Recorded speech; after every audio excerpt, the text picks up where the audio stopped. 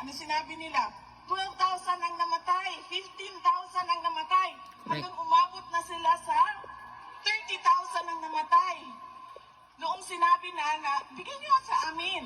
Isa-isahin natin ang mga pangalan. Hindi yung pwedeng magsasabi mga lang lutong Macau, bayad. 30,000 ang namatay.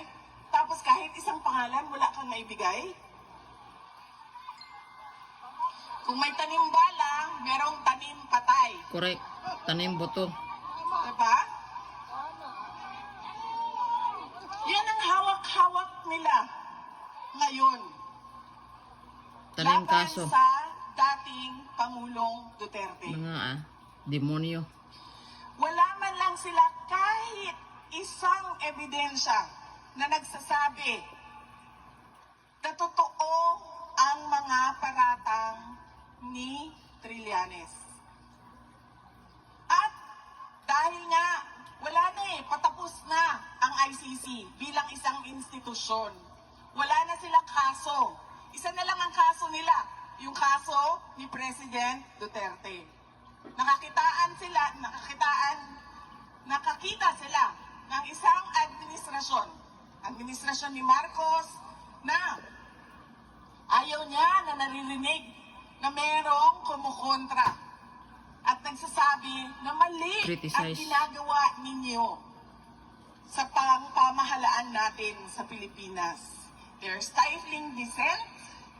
They are demolishing opposition. Si Pangulong Duterte ang The best. staunch critic ng administrasyon ni BBM. Kaya anong ginawa nila? Nung seryoso na tinatanong, may problema ka sa kapasidad mo mag-isip dahil gumagamit ka ng cocaine. Yes. Nung nagsabi na si Pangulong Duterte, pumirma ka ng budget, presidente ka, pumirma ka ng budget na madaming blanco. May blanco sa pera. Hindi blank check ang budget. Kailangan nakasabi dyan kung saan gagamitin at magkano. Correct. Ibig sabihin, hindi mo binasa ang budget. Pirma ang buhok. Labag sa batas yun. Kahit man, ang mga blanco sa budget, labag din sa konstitusyon yun. Correct. Hindi Anong mo ginawa kailangan nila? maging rocket science. Kinuha nila, sabi nila, ICC. Ito na, may kaso na kayo, ihahatid namin sa inyo. Wala problema. Illegal ang pagkuha sa kanya dito sa Pilipinas. Wala namang maghahabol sa amin dito. Kami ang Kudas makapangyarihan dito. Satanas At yan silang lahat, ng wala. gobyerno. Yan sila. Wala silang boses, wala silang magagawa kung ano ang gusto naming mangyari. Ganon ang ginawa nila sa ating pinakamamahal na dating Pangulong Duterte.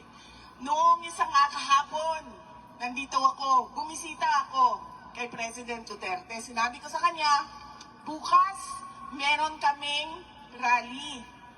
Sabi niya, ano ang rally niyo? Sabi ko, laban sa ICC. Laban sa administrasyon ni BBM.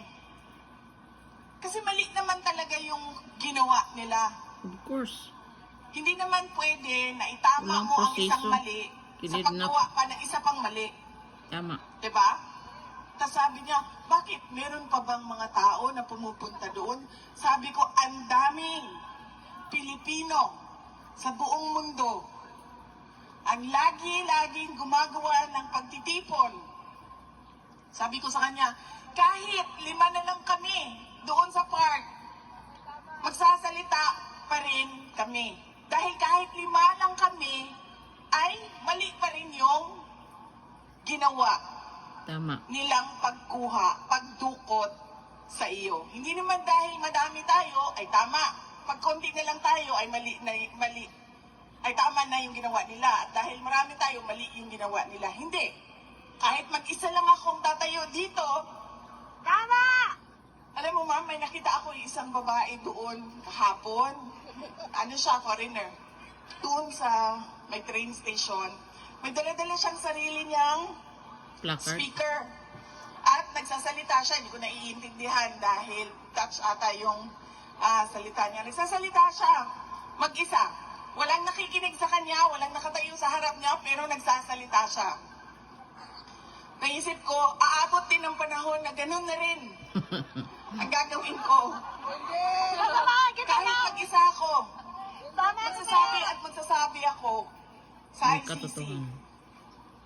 Mali ang ginawa ninyo at pinagpipilitan nila ang mali na ginagawa nila dahil dinidikdik nila sa ating lahat ang kanilang mga paniwala.